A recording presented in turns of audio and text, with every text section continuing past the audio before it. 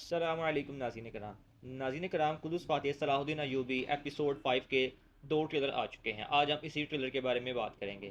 جیسا کہ ناظرین کرام وزیر شہوار اور اس کا جو معاون ہوتا ہے جوہر، انہوں نے مل کر زنگی کے خلاف ایک منصوبہ بنایا ہوتا ہے، جس منصوبے کے چلتے ہوئے وہ یہ چاہتے ہیں کہ ہمارا نام بھی نہ آئے اور زنگیوں سے چھٹکارا حاصل کیا جا سکے۔ اس کے چلتے ہوئے وہ اپنی عوام جو ہوتی ہے، مصری عوام، ان کو زنگی کے خلاف کرنے کی سازش کرتے ہیں، جس میں وہ مکمل طور پر کامیابی ہوتے ہوئے نظر آئے۔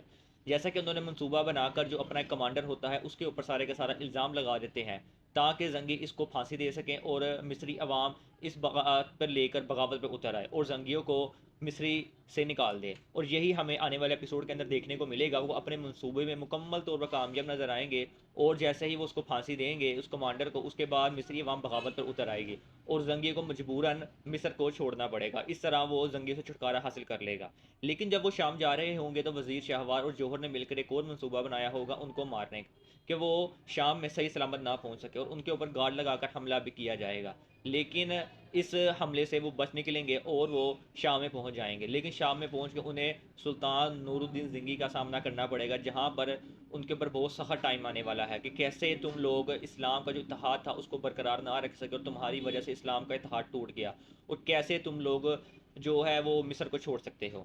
اس کے علاوہ ناظرین کرام آنے والے ایپیسوڈ کے اندر جو ایبلین ہے، اس کا جو اکیلا وارث ہے بیلین، وہ بادشاہ امارلی کے پاس جائے گا اور جا کر ان سے ساری بات کرے گا کہ میں ہی اس کا آخری وارث ہوں، تو ایبلین کا جو ہے تخت مجھے دیا جائے۔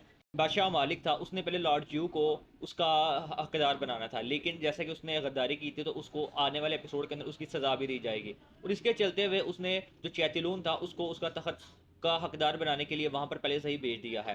لیکن یہ بات بیلین جانتا ہے کہ اگر ایبلین کے اوپر چیتلون حکومت کرے گا تو وہ بہت ہی زیادہ نقصان پہنچائے گا۔ ایک طرف تو عوام کو بھی نقصان پہنچائے گا، دوسری طرف ان کے اوپر بہت زیادہ ظلم اور زیادتی کرے گا۔ اور بادشاہ امارلک یہ بات جانتے ہیں کہ جو بیلین ہے وہ بہت ہی اچھے دل کا ایک انسان ہے، وہ ہماری کسی بھی اس طرح کے معاملے میں مدد نہیں کرے گا۔ تو آنے والے ایپیسوڈ کے اندر دیکھتے ہیں کہ اب بادشاہ امارلک کیا بیلین کو اس کی تخت واپس دیتے ہیں یا پھر چیتلون کو وہ تخت کا حقدار ٹھہراتے ہیں۔ یہی سب کچھ ہمیں آنے والے ایپیسوڈ میں دیکھنے کو ملے گا۔ اگر ناظرین کرام آپ کو ویڈیو اچھی لگی ہو تو ویڈیو کو ایک لائک ضرور کیجیے گا۔ ملتے ہیں آپ سے نیکسٹ ویڈیو میں، تب تک کے لیے اللہ حافظ۔